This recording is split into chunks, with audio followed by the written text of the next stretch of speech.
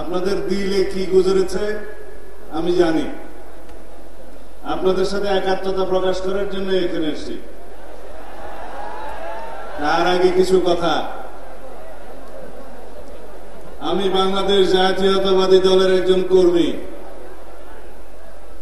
আমাদের নেতা শহীদ রাষ্ট্রপতি জিয়াউর রহমান বাংলাদেশের সংবিধানে প্রথমবারের মতো বিসমিল্লাহির রহমানির রহিম সংযোজন করেছিলেন। বহাল আছে, অনেকে এটা সরিয়ে দেওয়ার চেষ্টা করেছিল, পারে নাই। কিন্তু যেটা বহাল নাই, রাষ্ট্র পরিচালনার মূলনীতি হিসাবে আমরা যেটা সংযোজন করেছিলাম, শহীদ রাষ্ট্রপতি জিয়াউর রহমান মহান আল্লাহর উপর আস্থা এবং বিশ্বাস সংবিধানের প্রস্তাবনায় ছিল এবং রাষ্ট্র পরিচালনার মূলনীতিতে ছিল। অনুচ্ছেদ 8-এর মধ্যে সেটা তুলে দেওয়া হয়েছে, আপনারা জানেন। আপনারা কি চান সেটা আমরা পুনর্বহাল করি? আওয়াজ তো কম। আপনারা চান সেটা পুনর্বহাল হোক? ইনশাআল্লাহ সেটা আমরা পুনর্বহাল করব। আমাদের এখানে বিদেশি মেহমানরা যারা বলেছেন আল্লামা ইকবালের শের বলে গিয়েছেন। আমি তো আমাম। আপনারা শুনেছেন কোরআনের বাণী, ওমা আরসালনাকা ইল্লা রাহমাতাল লিল আলামিন।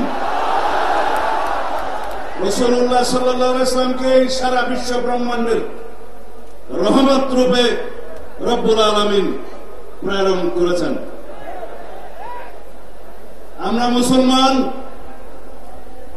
আমরা লা ইলাহা ইল্লাল্লাহ মুহাম্মাদুর রাসূলুল্লাহকে বিশ্বাস করি। রাসূলুল্লাহ সাল্লাল্লাহু আলাইহি ওয়াসাল্লাম বলে গিয়েছেন, আমি আখেরি নবী, আমার পরে কোন রসুল আসবে না, কোন নবী আসবে না। যদি কেউ এর পরে কেউ দাবি করে থাকেন, নিজেকে নবী ঘোষণা করে থাকেন, তাহলে তিনি রাসূলুল্লাহ সাল্লাল্লাহু আলাইহি ওয়াসাল্লামের এই বাণীর মধ্যে নাই। আল্লামা ইকবাল বলছেন, কি মোহাম্মদ সিফা হাম তেরা হে। আল্লাহ রাব্বুল আলামিন বলছে, আমি তোমার। ये दुनिया चीज है क्या, लोह कलम तेरा है।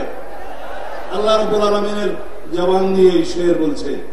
তা আমরা রাসূলুল্লাহ সাল্লাল্লাহু আলাইহি ওয়াসাল্লামের আখেরি নবী হিসাবে বিশ্বাস করে কলেমা পড়ে আমরা মুসলমান হয়েছি। বাংলাদেশের মানুষ হিসেবে আমরা এই দেশের নাগরিক হিসাবে বাংলাদেশী পরিচয়ে বিশ্বাস করি। কিন্তু সারা পৃথিবীতে সমস্ত মুসলমান কौम मिल्लत इस्लामिया मजहब से कौम मजहब से मजहब जो नहीं तुम में नहीं, जज्बाए बाहम नहीं, महफिल अंजुमन में नहीं। এই হচ্ছে আমাদের শেষ বক্তব্য। আল্লামা ইকবালের ভাষায় বলছে, যদি মিল্লাত ইসলামী আমরা একটা থাকি, সারা পৃথিবীতে আমাদের শক্তি।